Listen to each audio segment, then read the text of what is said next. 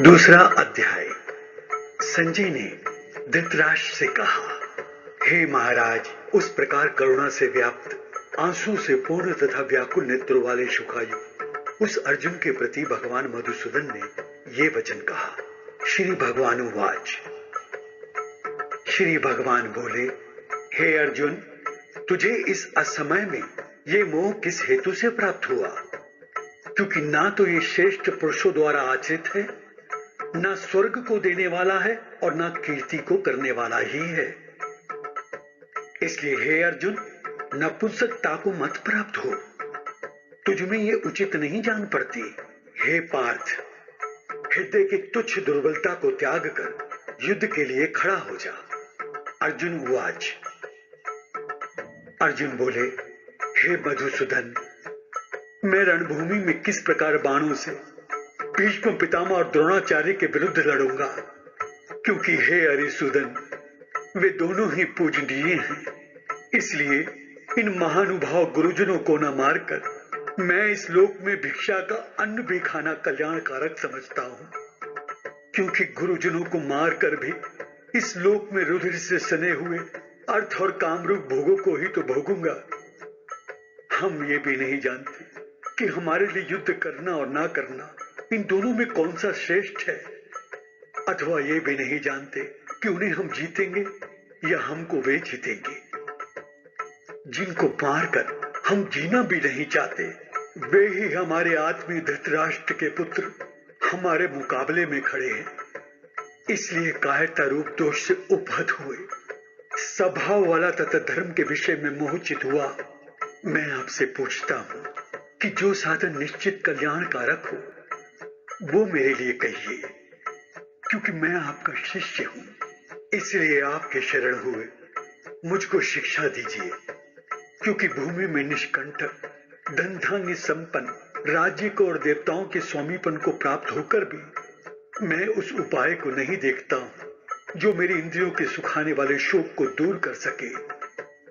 संजय उवाच। संजय ने कहा, हे राजन, निद्रा को जीतने वाले अर्जुन अंतर्यामी श्री कृष्ण महाराज के प्रति इस प्रकार कहकर फिर श्री गोविंद भगवान से युद्ध नहीं करूंगा, ये स्पष्ट कहकर चुप हो गए। हे भरतवंशी धृतराष्ट्र, अंतर्यामी श्री कृष्ण महाराज ने दोनों सेनाओं के बीच में शोक करते हुए अर्जुन को हंसते हुए ये वचन बोले। श्री भगवान उवाच। श्री भगवान बोले, हे अर्जुन, तू ना शोक करने योग्य मनुष्यों के लिए शोक करता है और पंडितों के ऐसे वचनों को कहता है।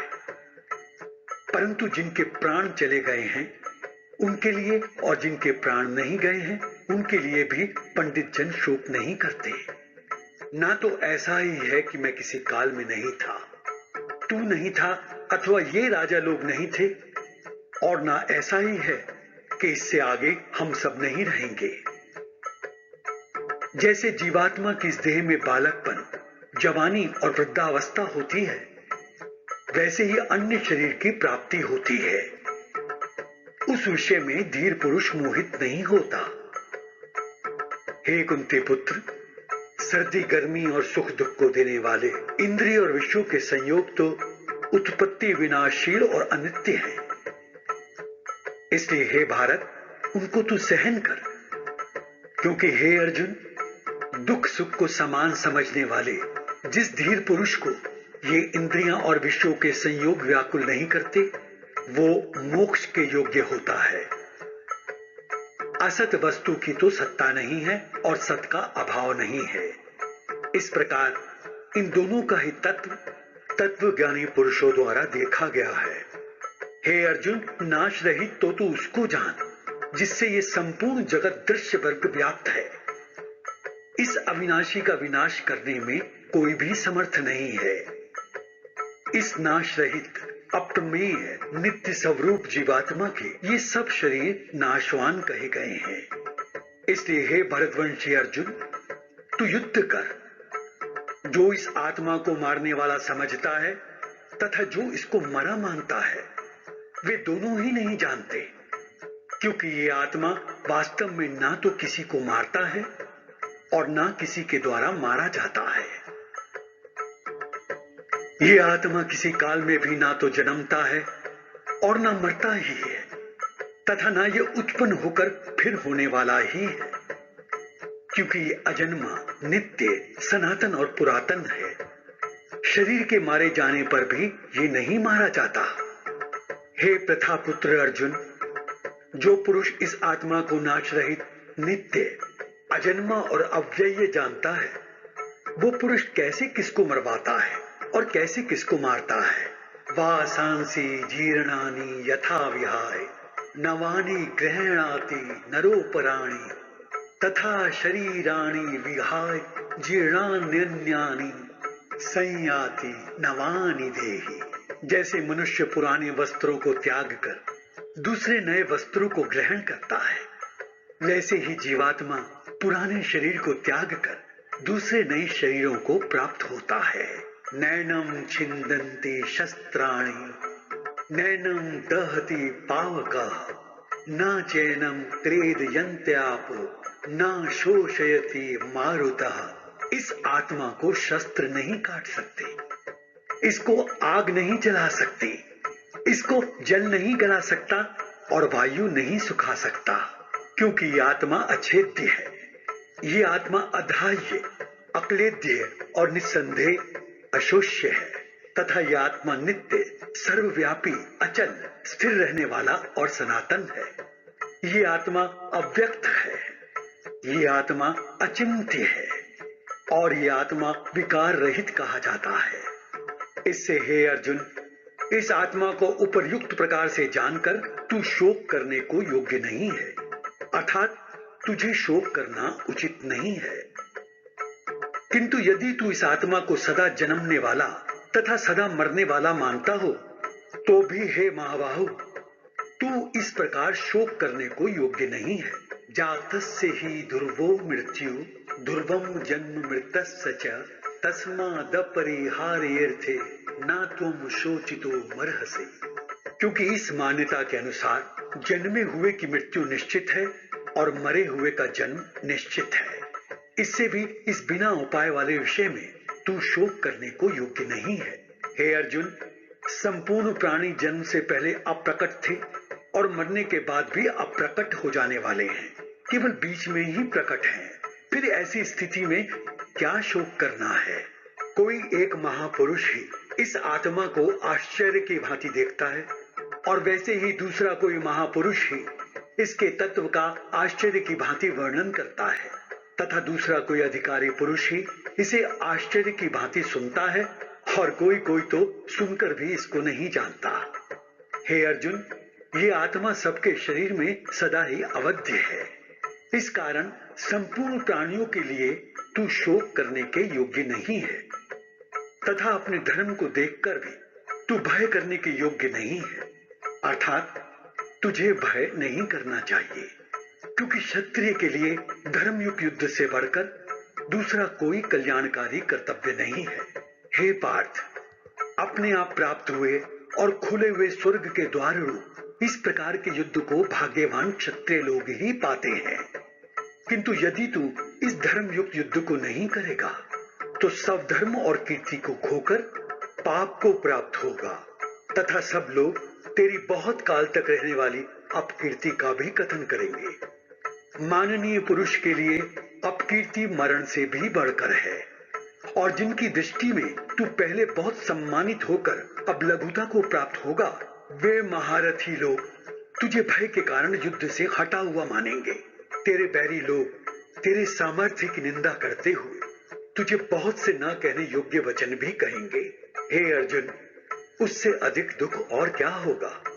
या तो तू युद्ध में मारा जाकर स्वर्ग को प्राप्त होगा, अथवा संग्राम में जीतकर पृथ्वी का राज्य भोगेगा। इस कारण हे अर्जुन, तू युद्ध के लिए निश्चय कर कर खड़ा हो जा। जय पराजय, लाभ हानि और सुख दुख को समान समझकर उसके बाद युद्ध के लिए तैयार हो जा। इस प्रकार युद्ध करने से तू पाप को नहीं प्राप्त होगा। हे पार्थ, ये बुद्धि तेरे लिए ज्ञान योग के विषय में कही गई, और अब तू इसको कर्म योग के विषय में सुन। जिस बुद्धि से युक्त हुआ तू कर्मों के बंधन को भली भांति त्याग देगा, अर्थात सर्वथा नष्ट कर डालेगा। इस कर्म योग में आरंभ का अर्थात बीज का नाश नहीं है और उल्टा फल रूप दोष भी नहीं है, बल्कि इस कर्म योग रूप धर्म का थोड़ा सा भी साधन जन्म मृत्यु रूप महान भय से रक्षा कर लेता है। हे अर्जुन, इस कर्म योग में निश्चयात्मिका बुद्धि एक ही होती है, किंतु अस्थिर विचार वाले विवेकहीन सकाम मनुष्यों की बुद्धियां निश्चय ही बहुत भेदों वाली और अनंत होती हैं।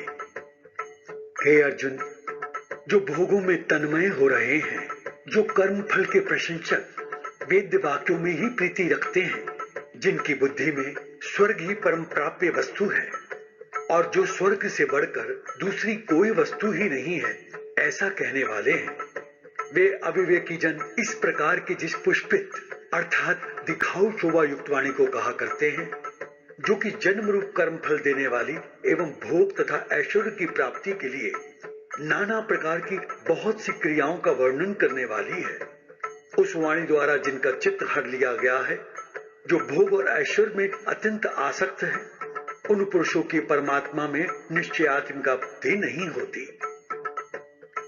हे अर्जुन, वेद उपर्युक्त प्रकार से 3 गुणों के कार्य रूप समस्त भोगों एवं उनके साधनों का प्रतिपादन करने वाले हैं। इसलिए तू उन भोगों एवं उनके साधनों में आसक्ति ही हर्ष शोगादि द्वंद्वों से रहित नित्य वस्तु परमात्मा में स्थित योग क्षेम को ना चाहने वाला और स्वाधीन अंतःकरण वाला हो। सब ओर से परिपूर्ण जलाशय के प्राप्त हो जाने पर छोटे जलाशय में मनुष्य का जितना प्रयोजन रहता है, ब्रह्म को तत्व से जानने वाले ब्राह्मण का समस्त वेदों में उतना ही प्रयोजन रह जाता है। कर्मण्येवाधिकारस्ते मां फलेषु कदाचन मां कर्म फल हेतुर्भूर्मा ते संगोत्व कर्मणि। तेरा कर्म करने में ही अधिकार है, उसके फलों में कभी नहीं। इसलिए तू कर्मों के फल का हेतु मत हो तथा तेरी कर्म न करने में भी आसक्ति ना हो। हे धनंजय, तू आसक्ति को त्याग कर तथा सिद्धि और असिद्धि में समान बुद्धि वाला होकर योग में स्थित हुआ कर्तव्य कर्मों को कर। समत्व ही योग कहलाता है। इस समत्व रूप बुद्धि योग से साकाम कर्म अत्यंत ही निम्न श्रेणी का है। इसलिए हे धनंजय, तू समबुद्धि में ही रक्षा का उपाय ढूंढ, अर्थात बुद्धि योग का ही आश्रय ग्रहण कर, क्योंकि फल के हेतु बनने वाले अत्यंत दीन है। समबुद्धि युक्त पुरुष पुण्य और पाप दोनों को इसी लोक में त्याग देता है, अर्थात उनसे मुक्त हो जाता है। इससे तू समत्व योग में ही लग जा। ये समत्व योग ही कर्मों में कुशलता है, अर्थात कर्म बंधन से छूटने का उपाय है। क्योंकि समबुद्धि से युक्त ज्ञानी जन कर्मों से उत्पन्न होने वाले फल को त्याग कर जन्म रूप बंधन से मुक्त हो निर्विकार परम पद को प्राप्त हो जाते हैं। जिस काल में तेरी बुद्धि मोह रूप दलदल को भली भांति पार कर जाएगी, उस समय तू सुने हुए और सुनने में आने वाले इस लोक और परलोक संबंधी सभी भोगों से वैराग्य को प्राप्त हो जाएगा। भांति भांति के वचनों को सुनने से विचलित हुई तेरी बुद्धि जब परमात्मा में अचल और स्थिर ठहर जाएगी, तब तू योग को प्राप्त हो जाएगा, अर्थात तेरा परमात्मा से नित्य संयोग हो जाएगा। अर्जुन उवाच। अर्जुन बोले, हे केशव, समाधि में स्थित परमात्मा को प्राप्त हुए स्थिर बुद्धि पुरुष का क्या लक्षण है? वो स्थिर बुद्धि पुरुष कैसे बोलता है, कैसे बैठता है और कैसे चलता है, कृपया मुझे बतलाइए। श्री भगवान उवाच। श्री भगवान बोले, हे अर्जुन, जिस काल में ये पुरुष मन में स्थित संपूर्ण कामनाओं को भली भांति त्याग देता है और आत्मा से आत्मा में ही संतुष्ट रहता है, उस काल में ये स्थित प्रज्ञ कहा जाता है। दुखों की प्राप्ति होने पर जिसके मन में उद्वेग नहीं होता, सुखों की प्राप्ति में जो सर्वथा निष्प्रय है, जिसके राग, भय और क्रोध नष्ट हो गए हैं, ऐसा मुनि स्थिर बुद्धि कहा जाता है। जो पुरुष सर्वत्र स्नेह रहित हुआ, उस शुभ या अशुभ वस्तु को प्राप्त होकर न प्रसन्न होता है और न द्वेष करता है, उसकी बुद्धि स्थिर है। और कछुआ सब ओर से अपने अंगों को जैसे समेट लेता है, वैसे ही जब ये पुरुष इंद्रियों के विषयों से इंद्रियों को सब प्रकार से हटा लेता है, तब उसकी बुद्धि स्थिर है, ऐसा समझना चाहिए। इंद्रियों के द्वारा विषयों को ग्रहण न करने वाले पुरुष के भी केवल विषय तो निवृत्त हो जाते हैं, परंतु उनमें रहने वाली आसक्ति निवृत्त नहीं होती। इस स्थित प्रज्ञ पुरुष की तो आसक्ति भी परमात्मा का साक्षात्कार करके निवृत्त हो जाती है। हे अर्जुन, आसक्ति का नाश न होने के कारण ये प्रमथन स्वभाव वाले इंद्रियां यत्न करते हुए बुद्धिमान पुरुष के मन को भी बलात् हर लेती हैं। इसलिए साधक को चाहिए कि वो इन संपूर्ण इंद्रियों को वश में कर समाहित चित्त हुआ मेरे परायण होकर ध्यान में बैठे। क्योंकि जिस पुरुष की इंद्रियां वश में होती हैं, उसी की बुद्धि स्थिर हो जाती है। विषयों का चिंतन करने वाले पुरुष की उन विषयों में आसक्ति हो जाती है। आसक्ति से उन विषयों की कामना उत्पन्न होती है और कामना में विघ्न पड़ने से क्रोध उत्पन्न होता है। क्रोध से अत्यंत मूल भाव उत्पन्न हो जाता है। मूल भाव से स्मृति में भ्रम हो जाता है। स्मृति में भ्रम हो जाने से बुद्धि अर्थात ज्ञान शक्ति का नाश हो जाता है और बुद्धि का नाश हो जाने से ये पुरुष अपनी स्थिति से गिर जाता है। परंतु अपने अधीन किए हुए अंतःकरण वाला साधक अपने वश में की हुई राग द्वेष से रहित इंद्रियों द्वारा विषयों में विचरण करता हुआ अंतःकरण की प्रसन्नता को प्राप्त होता है। अंतःकरण की प्रसन्नता होने पर इसके संपूर्ण दुखों का अभाव हो जाता है और उस प्रसन्न चित्त वाले कर्म योगी की बुद्धि शीघ्र ही सब ओर से हटकर एक परमात्मा में ही भली भांति स्थिर हो जाती है। ना जीते हुए मन और इंद्रियों वाले पुरुष में निश्चय आत्म का बुद्धि नहीं होती और उस अयुक्त मनुष्य के अंतःकरण में भावना भी नहीं होती तथा भावनाहीन मनुष्य को शांति नहीं मिलती और शांति रहित मनुष्य को सुख कैसे मिल सकता है? क्योंकि जैसे जल में चलने वाली नाव को वायु हर लेती है, वैसे ही विषयों में विचरती हुई इंद्रियों में से मन जिस इंद्रिय के साथ रहता है, वो एक ही इंद्रिय इस अयुक्त पुरुष की बुद्धि को हर लेती है।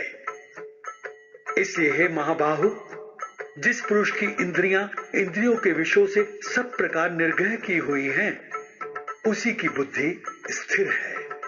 संपूर्ण प्राणियों के लिए जो रात्रि के समान है, उस नित्य ज्ञान स्वरूप परमानंद की प्राप्ति में स्थित प्रज्ञ योगी जागता है और जिस नाशवान सांसारिक सुख की प्राप्ति में सब प्राणी जागते हैं, परमात्मा के तत्व को जानने वाले मुनि के लिए वो रात्रि के समान है। जैसे नाना नदियों के जल सब ओर से परिपूर्ण अचल प्रतिष्ठा वाले समुद्र में उसको विचलित न करते हुए ही समा जाते हैं, वैसे ही सब भोग जिस स्थित प्रज्ञ पुरुष में किसी प्रकार का विकार उत्पन्न किए बिना ही समा जाते हैं, वही पुरुष परम शांति को प्राप्त होता है, भोगों को चाहने वाला नहीं। जो पुरुष संपूर्ण कामनाओं को त्याग कर ममता रहित, अहंकार रहित विचरता है, वही शांति को प्राप्त होता है, अर्थात वो शांति को प्राप्त है। हे अर्जुन, ये ब्रह्म को प्राप्त हुए पुरुष की स्थिति है। इसको प्राप्त होकर योगी कभी मोहित नहीं होता और अंत काल में भी इस ब्राह्मी स्थिति में स्थित होकर ब्रह्मानंद को प्राप्त हो जाता है। दूसरा अध्याय समाप्त।